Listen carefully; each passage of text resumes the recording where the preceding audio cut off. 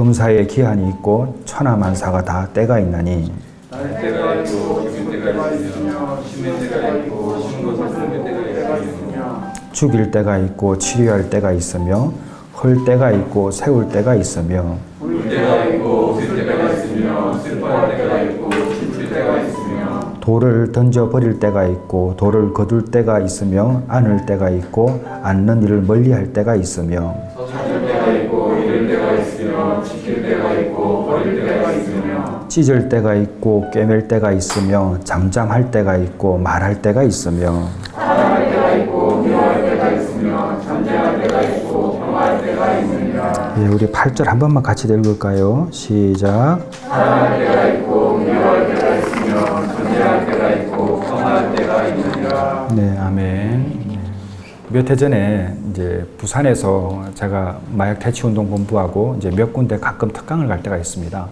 그 부산역 앞에 중독 관련해서 특히 이제 도박 중독이나 이런 중독 관련해서 이런 센터들이 좀 몇 개 있는데 그때 강의를 이제 갔어요. 이제 갔더니 연세가 드신 한 분의 권사님이 이거 제 주제가 뭐였냐면은 기다려달라.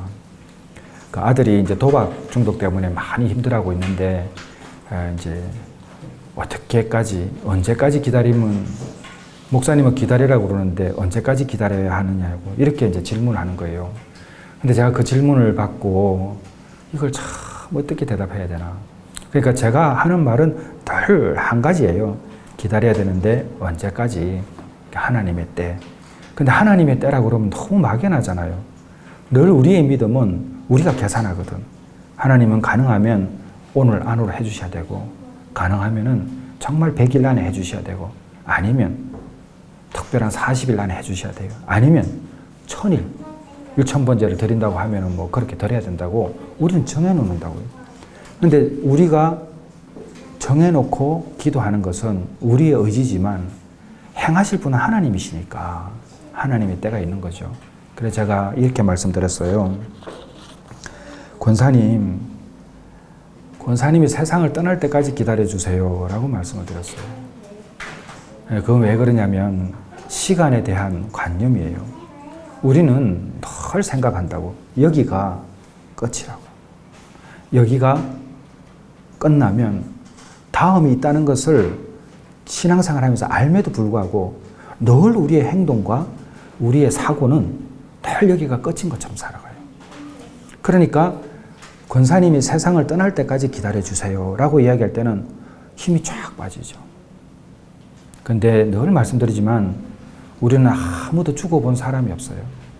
인생의 끝에 무엇이 있는지 듣긴 해도 아무도 몰라요. 근데 인생의 끝을 알기 위해서 종교가 있는 것이고, 우리는 진리 대신 예수님을 만남으로 분명히 죽음 이후에 무엇이 있는지 아는 거죠. 그래서 제가 부연 설명을 드렸습니다. 권사님께서 돌아가실 때까지 기다리라는 의미는 사람의 마음 가운데서는 때가 되면 성령께서 역사하셔서 단번에 변할 수 있는 은혜도 있고 점진적으로도 변할 수도 있는 은혜도 있는데, 중요한 것은 옆에 있는 가족이 어떠한 모습으로 사랑을 보여줄 때 그것이 누적되어서 기다려진다는 거예요. 그래서 그렇게 말씀드리니까 이해는 하면서도 한숨을 푹 쉬셨던 그 뒷모습이 기억이 납니다. 제가 미국에서 중독 영화를 만들 때에 필라델피아에 있는 뉴비전 청소년 커뮤니티 센터도 자주 갔었고, LA에 있는 나눔 선교회도 자주 갔었고, 또 각자의 모양이어서 그곳에서 중독과 우울증이나 다양한 사역하는 분들을 만났습니다.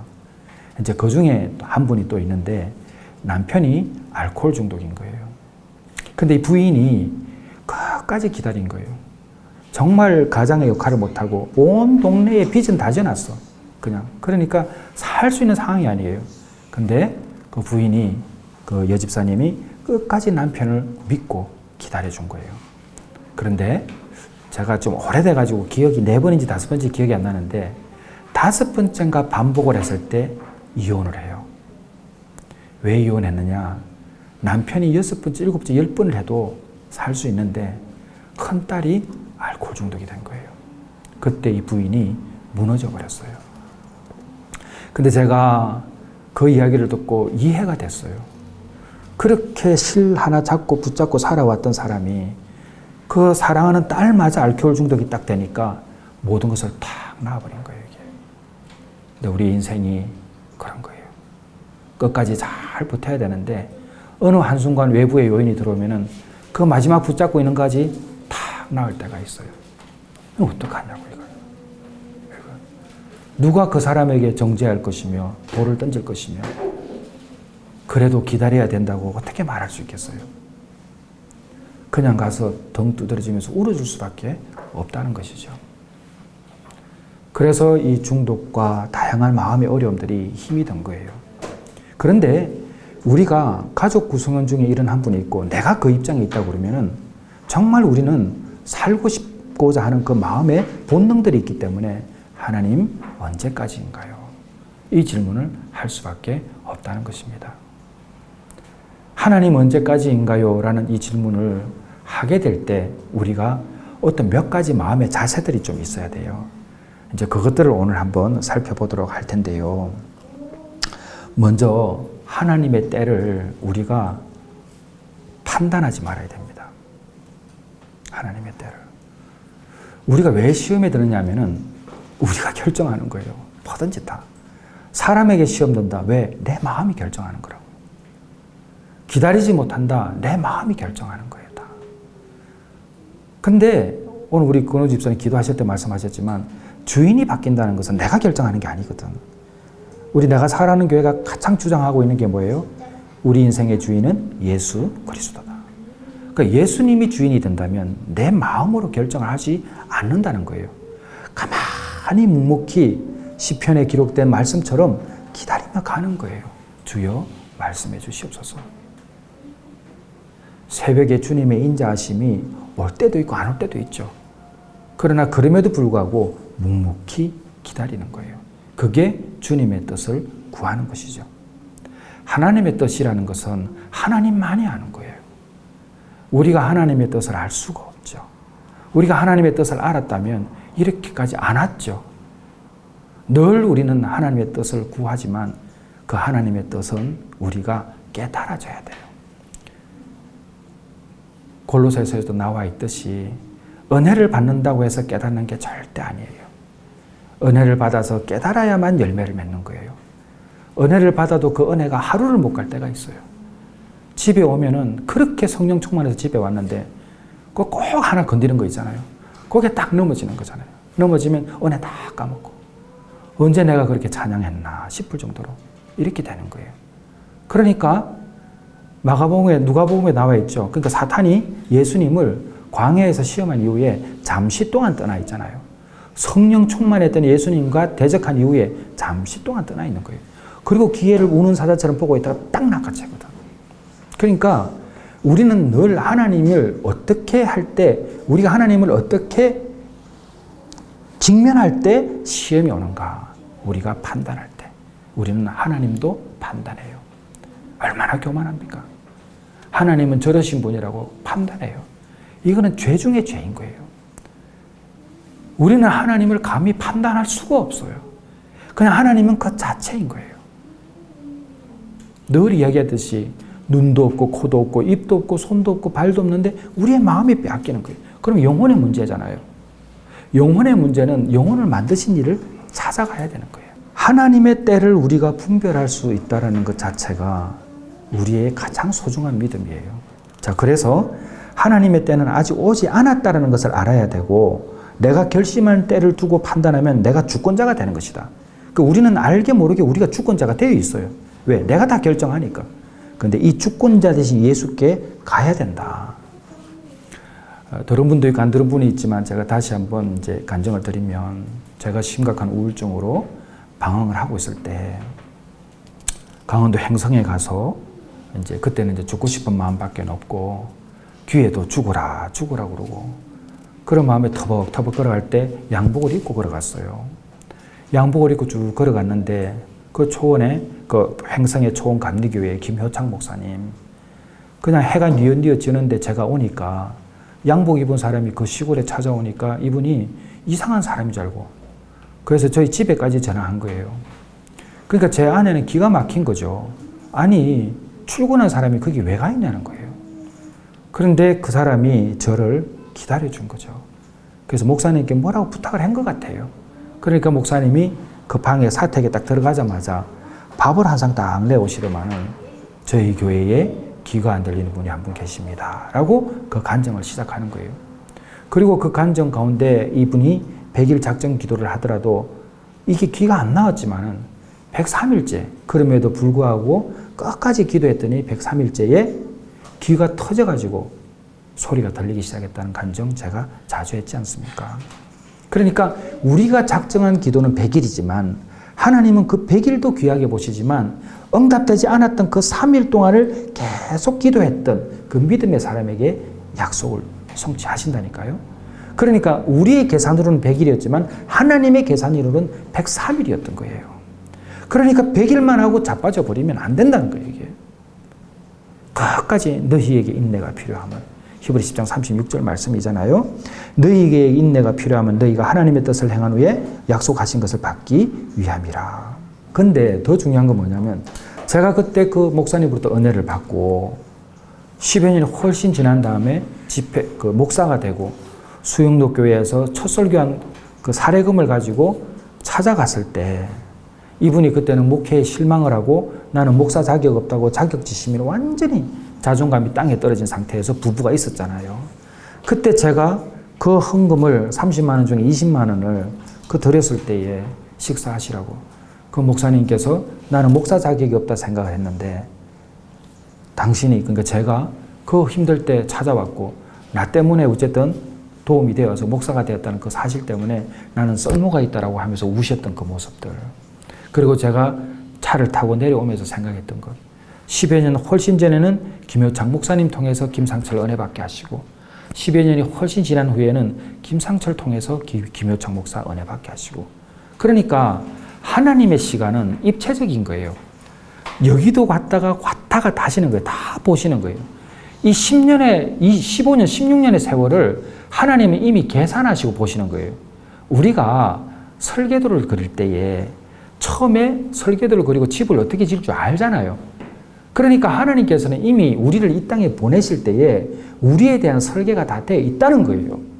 근데 그 설계도가 공사가 순탄하게 된다고 생각하는 것도 설계도지만은 가다가 어그러지고 다시 세워나는 것도 하나님의 설계라는 거예요. 김상철이라는 이 사람이 우울증으로 세상을 떠날 수 있었죠. 그러나 하나님은 그것마저도 설계하셨기 때문에 오늘날 이런 사역도 가능하다는 거예요. 그러니까 내게 주신 고통이 빛날 수 있고 나에게 주신 여러 가지 상황과 형편이 이후에는 정금같이 나올 수 있다는 믿음을 여러분이 가지셔야 돼요. 그게 하나님의 때라는 거예요. 누가 사람을 판단할 수 있어요? 살인자인 모세를 그때 판단했다면 살인자 모세는 끝난 거예요. 스데반이 죽었던 그 옆에 서 있던 사울이 그대로 판단했다거나 사울은 그때 끝난 거예요.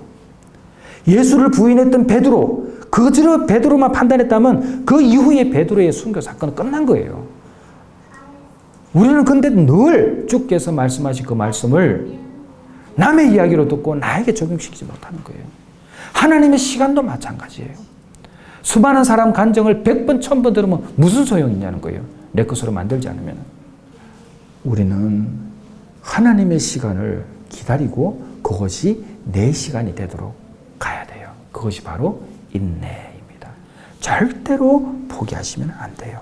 두 번째는 뭐냐면은 생각을 다스려야 돼요. 부정한 것을 버려야 됩니다. 늘 부정한 생각을 버려야 돼요. 우리는 생각으로 죄 짓는 사람들입니다. 처음부터 그랬어요. 생각으로.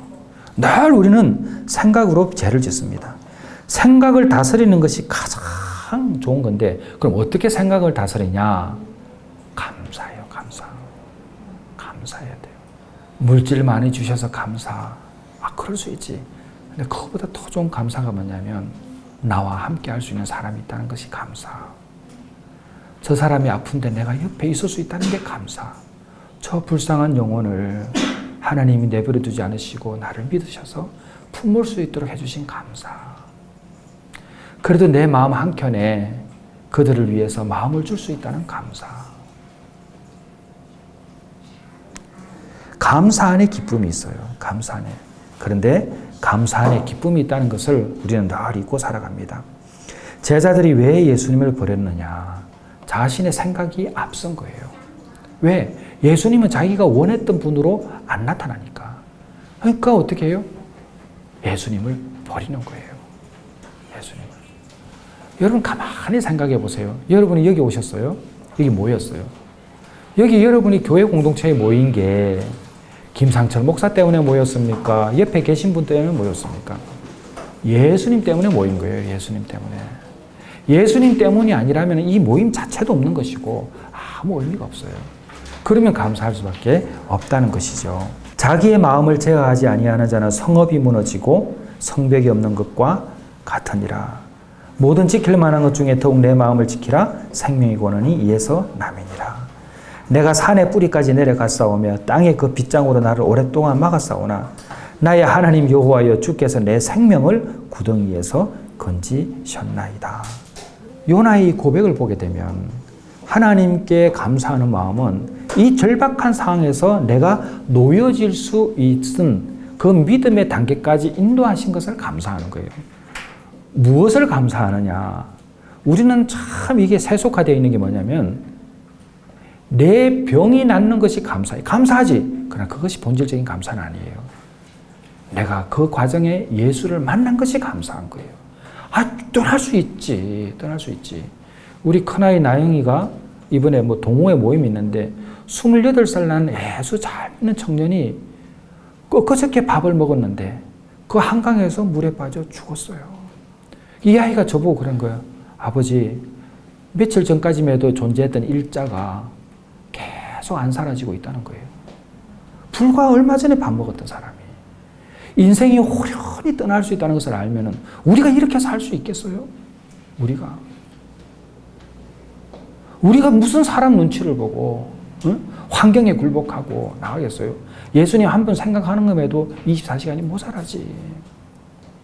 그러니까 이 생각 자체가 예수님 한 분만으로 가득 차셔야 돼요. 예수. 그럴 때에 내 안에 자유함이 있는 거예요. 내 안에. 우울증, 공황장애 이런 것이 바로 아픈 거예요. 왜 아프냐?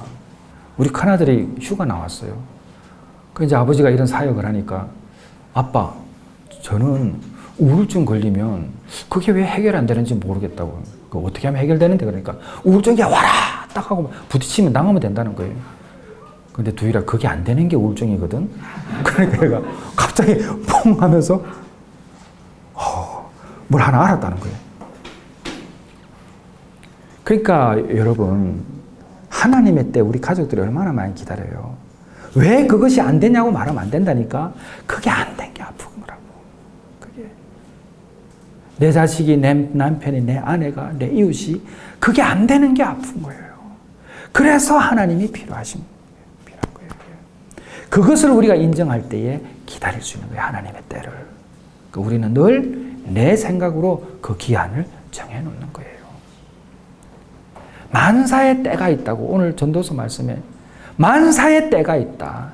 그런데 그 때는 하나님의 때다. 하나님의 때다. 여러분 그거 잘 아셔야 됩니다. 그리고 세 번째는 첫 번째가 뭐라고요? 하나님의 때는 아직 오지 않았다. 지금 이 순간이에요. 하나님 때는 아직 오지 않았다. 두 번째는 생각을, 마음을 다스리자. 그 마음을 다스리는 가장 좋은 방법은 뭐냐? 감사하는 거다. 감사하는 뭐냐? 하나님 한 분만으로도 충분하다는 감사. 그냥 예수님 한 분뿐으로 그분 붙잡고 번지 점프할 수 있는 감사. 이 감사가 필요하다. 그래서 세 번째는 제발 하나님을 배신하지 말자. 예수님 배신하지 말자. 참 우리는 베드로처럼 배신을 너무 잘해요. 그럼 또 베드로 때문에 위로받아. 그거 아니에요. 베드로도 이렇게 했으니까 너희는 하지 말라고. 그가 죽었으나 그 믿음으로서 지금도 말하느니라. 우리가 성경의 인물을 통해서 그렇게 하면 좋아져. 맞아. 그러나 가능하면 너 배웠잖아. 그렇게 하지 마 이거예요. 배신하지 말자. 자, 제가 그 설교 예화로 좀 보여드릴 게 있는데 저 보면서 제가 한번 볼게요. 자, 24절 우리 남성들이 있고 25절 여성들이 있습니다. 자, 시작. 이같이 명령함에 베스토가 크게 소리내는데 바울아 내가 미쳤도다. 내 많은 학문이 너를 지체하나니. 바울이 이르되 베스토가 가까여 내가 미친 것이 아니요 참되고 온전한 말을 하나이다. 께서는 이 일을 아시기로 내가 왕께 담대히 말하노니 이 일에 하나라도 아시지 못함이 없는지 믿으리다. 이 일은 한쪽 구석에서 행한 것이 아니니이다. 아그리빠 왕이여 선지자를 믿으시나이까 믿으시는 줄 아나이다. 아그리빠가 바울에게 이르되 우리가 적은 말로 나를 원하여 그리스도인이 되게 하려 하노다.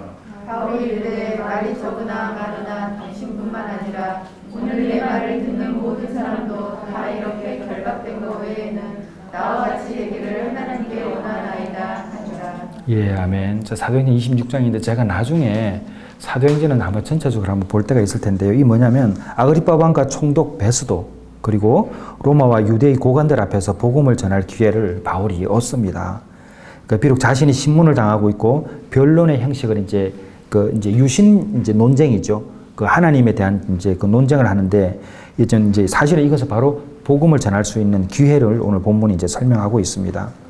바울이 유대에서 전한 마지막 복음 전도이기도 합니다. 이 본문은 바울은 예루살렘에서 유대인들에게 했던 것처럼 자신의 유대적 배경을 설명을 하고 어떻게 주님을 만나게 되었는지 이런 자세한 내용들을 해요. 근데 사실은 여기 일어나는 일들은 이미 마태복음 10장에 기록되어 있습니다. 마태복음 10장에 16절에서 18절인데 제가 한번 읽어볼게요. 보라 내가 너희를 보냄이 양을 이리 가운데로 보냄과 같도다. 그러므로 너희는 뱀같이 지혜롭고 비둘기같이 순결하라. 사람들을 삼가라. 그들이 너희를 공회에 넘겨주겠고 그들의 회당에서 채찍질하리라. 그리고 18절에 이렇게 되어 있습니다. 또 너희가 나로 말미암아 총독들과 임금들 앞에 끌려가리니 이는 그들과 이방인들에게 증거가 되려 하려 하심이라. 보세요. 이미 예수님께서 말씀하신 일이 이루어진 거예요. 자, 저는 이렇게 이제 묵상을 하니까 주께서 저에게 주신 감동 그거였어요. 우리가 특정한 권위 앞에 설 때가 있어요. 근데 권위뿐만 아니라 고통 앞에 설 때도 있어요. 여러분들이 생각하기는 어떻게 생각하실지 몰라도 앞으로는 나에게 찾아오는 고통과 환경 이 모든 상황들은 주께서 언젠가는 이 상황을 서실 거라는 것을 염두에 두셔야 된다는 거예요. 상처가 상흔이 될 때, 그때는 이것이 전도할 수 있는 기회예요. 이거는 우리가 회복이 되면 전도할 수 있는 게 너무 많은 거예요. 왜? 예수님이 그렇게 하셨으니까. 그러니까 이 상황들을 우리가 늘 기억해야 되는데, 자, 다음 페이지 넘겨줄게요. 같이 한번 읽어보겠습니다. 시작. 예수 그리스도가 하나님이시며 나를 위해 주셨다면 그를 위한 어떤 증거 결코 없다고 할 수 없다. 맞습니다. 이것은 CT 스터드라고 캠브리지 7인이라고 이제 제가 제자 훈련할 때에 이런 분들을 잘 하나하나 설명해 드릴게요. 이 캠브리지 7인 중에 한 사람이 CT 스터드가 이제 쓴 신앙 고백이고 이 고백 때문에 당시 영국부터 해가지고 서구 사회가 얼마나 많은 젊은이들이 뜨거운 심장을 안고 아프리카를 갔는지도 몰라요. 선교사가 많이 됐어요. 근데 이 사람은 엄청난 부자였어요. 근데 나중에 이제 그 수많은 재산들을 조지 뮬러라든지 윌리엄 부스 막 이런 사람들에게 나누어주고 하나님에게 일생을 던졌던 사람입니다. 이 사람이 이 고백을 하는 거예요. 예수 그리스도가 하나님이시고 나를 위해 죽으셨다면 이 전제죠. 만약에 그분이 그랬다면, 만약에 진짜 예수님이 하나님이시고 나를 위해 죽으셨다면 내가 그를 위해서 하는 어떠한 희생도 그분의 희생에 비해서는 비교할 수 없다. 이 신앙은 사실은 절대 고백이에요. 어느 사람이 믿음이 제일 좋은지 아세요? 그것이 보여요. 그 보이는 마지막 절정이 뭐냐면 희생입니다. 그래서 우리가 순교를 고결하다고 말하는 거예요. 자, 그 다음 보겠습니다. 자, 여기가 어디냐면은 이제 제가 지나갔던 곳인데 일주일 전에 악어한테 물려가지고 사람이 죽었던 곳이에요. 제가 이 콩고의 정글의 깊은 이 강은 새카맸어요. 그러니까 카누를 타고 우리가 지나갔거든요. 요 지나가는데 그 다음 볼게요. 그곳을 지나서 간 거예요. 조금 전에 말했던 캠브리지 7인 중에 한 사람이 CT 스터드가 가운데 있죠. 해골 바가지 있잖아요. 식인종에 있는 곳에서 선교를 한 거예요. 여러분 생각을 해보세요. 지난주에 말씀드렸죠. 그 복음을 전하는 그 나이지리아에서 진짜 돌을 맞아 죽잖아요. 저는 그 영상을 봤거든요. 오늘날에도 돌 맞아 죽는 사람이 있다는 거예요. 근데 하나님은 한 분이신데 왜 그곳에서는 돌 맞는 사람이 아직도 있게 하고 여기는 없게 하냐는 거예요. 하나님 한 분이신데. 그러니까 이 말은 오늘도 예수를 믿어도 고통을 받으면서 믿는 사람이 있고 편하게 믿는 사람도 있다는 거예요. 우리 기준으로. 그런데 이 세상에 편한 사람 단 한 사람도 없다. 많이 가진 자 나중에 반드시 그것 때문에도 고통도 오는 거예요. 그래서 인생 자체는 늘 어렵다. 뭔지 몰라도. 자, 이 사람의 무덤에 제가 갔던 거죠. 자, 그 다음에. 자, 여기 보세요. 그 시티스트가 이제 제자를 돕고 제가 그 제자의 아들을 이제 만나서 사실은 이제 잊혀진 가방 영화를 만드는 거예요. 자, 넘겨주시겠습니까? 자, 이것은 선교사들의 가방이에요. 더위와 벌레로부터 보호하기 위해서. 옛날에 선교사들의 아프리카 가방이 이렇게 생겼어요. 자, 그 다음 갈게요. 아까 제가 같이 찍었던 사진이 이 결혼해서 이분들이 예수를 믿고 결혼한 거죠. 평생을 선교사로 산 저 모습이에요. 그러니까 비포 애프터를 이제 제가 사진으로 한 거예요. 또 볼게요. 자, 여기에 이제 영국 불스트로드, 이게 왜 국제본부였어요. 여기에 이제 제가 찍었죠. 가서 이제 이분이 누군지 아세요? 이 엄윤경 집사님입니다. 네. 집사님이 있어요. 그 옆에는 우리 큰딸, 참 오래돼서, 그러니까, 13년 전인가? 굉장히 오래됐죠, 우리가. 자, 여기가 그 웹 본부였어요, 국제본부. 예. 자, 다음 볼게요. 그 안에서 이 가방이 선교사가 38년 동안 묵혀놓았던 가방이에요, 이 가방이. 그때 우리 이제 권호중 집사님과 함께 이 가방을 여는 걸 현장에서 우리가 봤죠. 예. 그래서 권호중 집사님의 믿음이 저렇게 좋은 겁니다. 자, 넘겨볼게요. 자, 이 가방의 주인이 필리브드 낸시우드예요. 콩고의 부니아에 지금도 레진 지역이라고 우리가 못 들어가요. 제가 거기에 모르고 들어간 거예요. 알면은 지금도 못 갈 것 같아요. 너무 무서워서. 저는 그때 처음으로 이 그 1.5리터짜리 그 플라스틱 그 PT병 있잖아요. 거기 구멍을 내고 머리를 감아봤어요, 그때. 물이 없어서. 거기에요, 거기. 그거 선교사들의 그 문은 저기 보면서 다 용접을 해놨어요. 왜냐하면 오후 5시만 넘으면 활동을 못해요. 너무 무서워서. 그곳에 가서 촬영하고. 근데 이 두 사람이 지금 결혼했죠? 그 지금 저렇게 했잖아요. 평생을 하루에 수술을 10몇 번씩 해요. 외과 의사인데. 여러분, 왜 저분은 저렇게 살죠?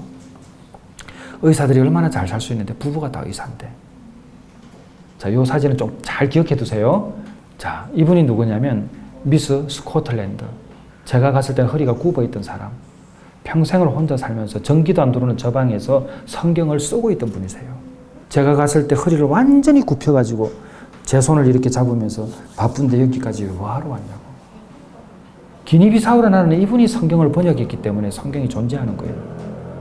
이 예뻤던 사람이 고아들을 돌보고 왜 이렇게 사냐는 거예요. 왜? 도대체 저 사람하고 우리하고는 뭐가 다르길래 이렇게 살아가냐는 거예요. 그리고 이 만나고 10개월 후에 돌아가셨어요. 그리고 제가 다시 갔는데 23일 동안 찾아온 차가운 냉동실에서 장례도 치르지 못하고 있었어요. 왜냐하면 평생을 혼자 살았잖아요. 가족이 없었어. 그러니까 파송했던 선교사들의 본부에서 사람이 올 때까지 냉동실에 복원되어 있었어요.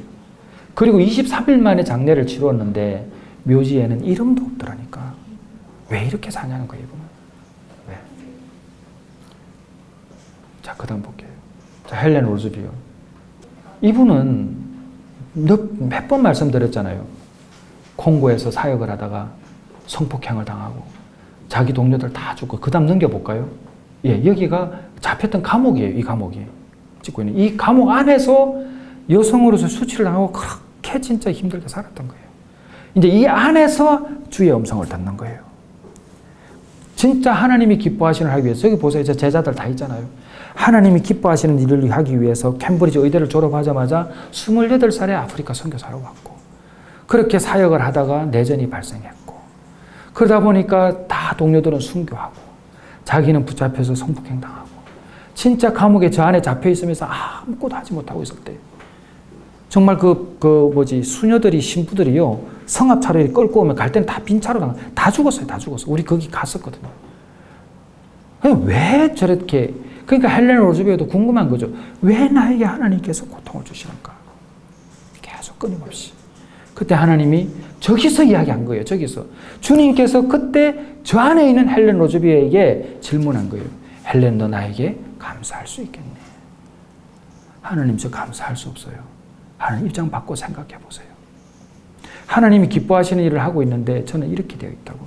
하나님 같으면 감사할 수 있겠어요. 그때 헬렌 로즈베에게 들렸던 하나님의 음성은, 그럼 헬렌, 내가 너를 믿고 있는 것에 대해서는 감사할 수 있겠네.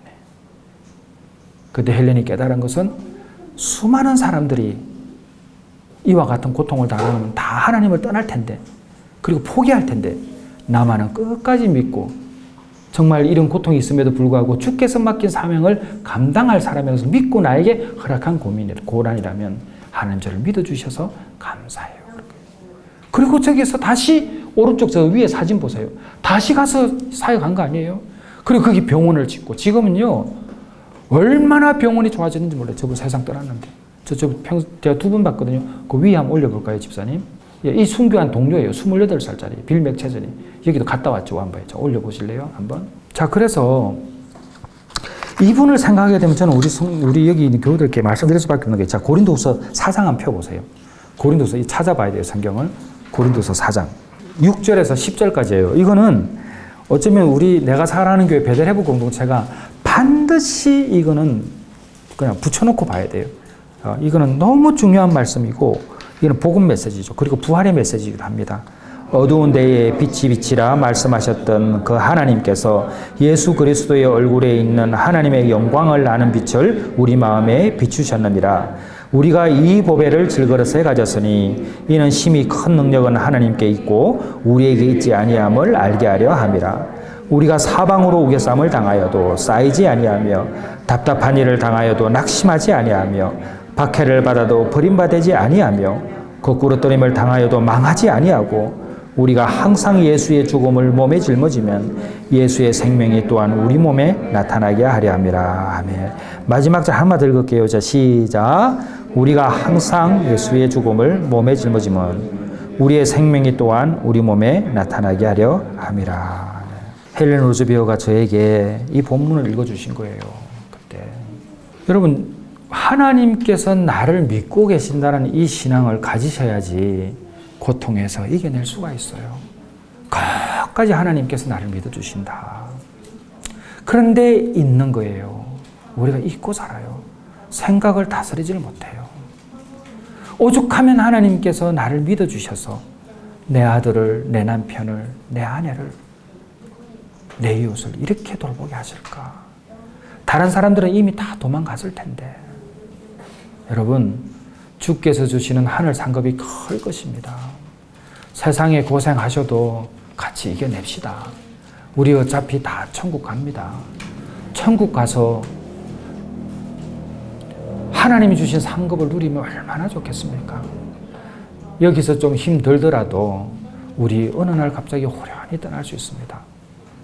옥하는 목사님 늘 자주 하셨던 말씀이, 오는 순서는 있어도 가는 순서 없다. 가는 순서 없다.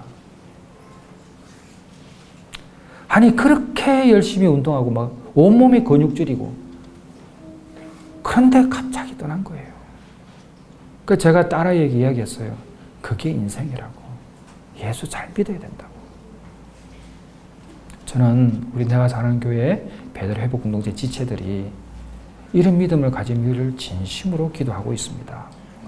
사랑하는 성도 여러분, 예수를 믿는다는 것은 사람을 보고 믿는 게 아니에요.